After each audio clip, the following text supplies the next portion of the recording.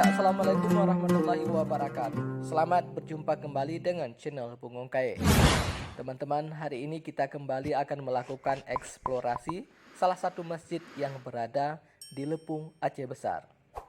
Masjid ini tepatnya berada di salah satu desa, yaitu Desa Jenazah Masjid Lepung, Kabupaten Aceh Besar, terletak di pinggir jalan besar ke pantai barat Aceh.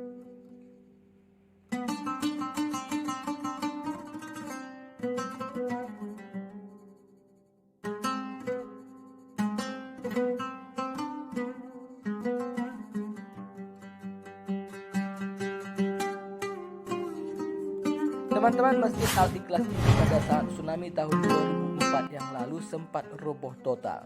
Namun saat ini kembali dibangun dengan konstruksi yang lebih megah. Dan saat ini masjid ini sering dijadikan tempat sholat oleh berbagai pelintas yang menuju ke pantai barat Aceh.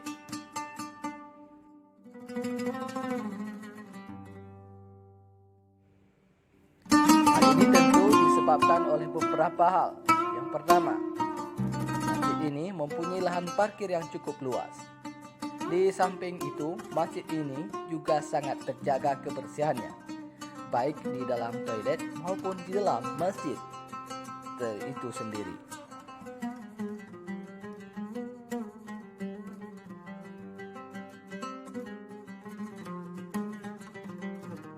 Teman-teman, masjid ini memang belum dilengkapi dengan ornamen-ornamen khas Timur Tengah seperti kaligrafi dan juga yang lainnya. Namun itu tidak terlalu penting. Yang penting bagi jamaah, khususnya bagi para pelintas pantai barat Aceh, adalah kebersihannya yang cukup terjaga, sehingga membuat para jamaah bisa melaksanakan sholat dengan nyaman di sini. Teman-teman, bagi Anda yang belum pernah berkunjung ke sini, masjid ini terletak persis di pinggir jalan besar lintas barat Provinsi Aceh, tepatnya di samping Polsek Lepung, Aceh Besar.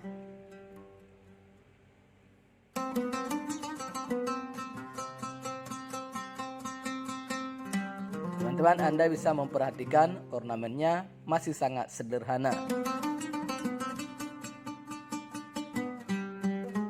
Tetapi nuansa sederhana ini tidak menyurutkan minat para jamaah untuk melaksanakan sholat di sini.